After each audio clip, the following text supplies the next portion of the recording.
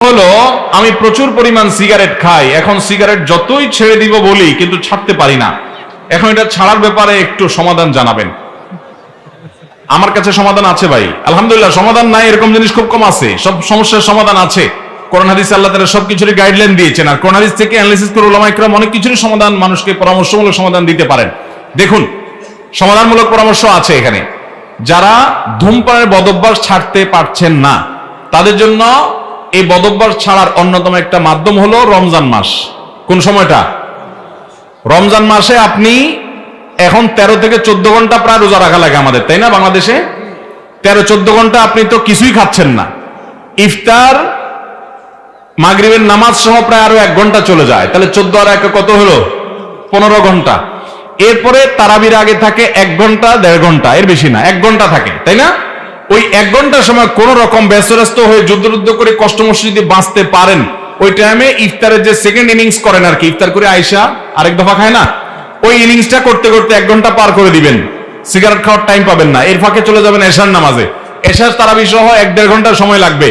তাহলে 14 আর 1 15 গেল, মাঝখানে আরো 1 গেল 16, তারাবি সহ আরো 1.5 ঘন্টা গেল, কত হলো? 17.5 ঘন্টা। রাতে ঘুমাবেন কয় ঘন্টা? মিনিমাম 6-7 ঘন্টা। তো 6-7 ঘন্টা ঘুমাইলে 17 আর 6 কত হয়? 23। আর 1 ঘন্টা ভোর রাত্রে সারি খেতে খেতে চলে যাবে, শেষ। বুঝেন নাই বুদ্ধি? অর্থাৎ নিজের নফসকে বুঝাবেন যে এই তো আরেকটু পরে খাইস, ঠিক আছে। কোন রকম 1 ঘন্টা করে পার করে দিবেন, দেখবেন 24 ঘন্টা পার হয়ে গেছে। এভাবে যদি রমজানের 30 দিনের মধ্যে 10 দিনও আপনি বিড়ি সিগারেট না খাই থাকতে পারেন, ইনশাআল্লাহ এরপর দেখবেন থাকা সহজ হয়ে গেছে। অনেকে বলে হুজুর পারি না, কেমনে সম্ভব? কেমনে সম্ভব? ধরে বাইন্দা পিঠে দিলে সবই পারবেন। একজনে বলে পুলিশে তোরে এই মাইর দিল, কেমনে খাইছিস দোস্ত? কয় তোরে দিলে তুই ভর্তি কেমনে করে? ধরে বাইন্দা দিলে সবাই পারে। ভাইরা, ইচ্ছা করলে মানুষ পারে না ছাড়তে এমন কোন বদঅভ্যাস। দরকার হলে ইচ্ছা শক্তি সেরকম শক্ত থাকা, প্রবল থাকা। আল্লাহ আমাদের ভাইদেরকে হিম্মত করার তৌফিক দান করুন। আমার প্রেমিকা যদি মেসেঞ্জারে আমাকে কবুল বলে, তখন যদি তার কি এটা কয়েক বছর পর আমার রিলেশন ভেঙে যায়, তখন আমাদের কি হবে? ভাইরা আমার, শুনেন, আপনাদের বললাম এখানে প্রশ্ন ঢুকাবেন না, আবার প্রশ্ন ঢুকে দিচ্ছেন আপনারা। ভাই, এটা হাসির কথা না। আমাদের অনেক যুবক ভাইরা, অনেক যুবতী বোনরা মূর্খতার কারণে, অজ্ঞানতার কারণে ইসলাম সম্পর্কে তারা এরকম অনেক ভুলভাল কাজ করে বসেন।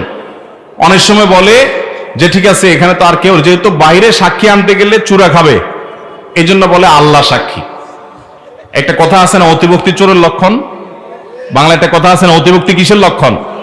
এত মানুষ থাকতে তুমি আল্লাহর সাক্ষী বানাই দিচ্ছে। আরে বাবা, কি আল্লাহর ওলি যে ডাইরেক্ট আল্লাহর সাক্ষী বানাই ফেলতেছে। এই অতিভক্তিটা লক্ষণ কিসের? চোরের। যে বাবা, ভাই বোন, হ্যাঁ, আত্মীয় স্বজন এসে সাক্ষী হবে বিয়েতে, তাদেরকে ডাকলে তো চূড়া খাবে, যেহেতু চোরাইয়ের কাজ করতেছে। এই জন্য সাক্ষী বানায় কারে? আল্লাহকে। এগুলা বিয়ে হবে না, সাক্ষী মানুষকে বানাতে হবে। ঠিক কিভাবে আবার বলে কবুল বলছি, এই কবুল একবার কেন 1000 বার জিকির করলে বিয়ে হবে?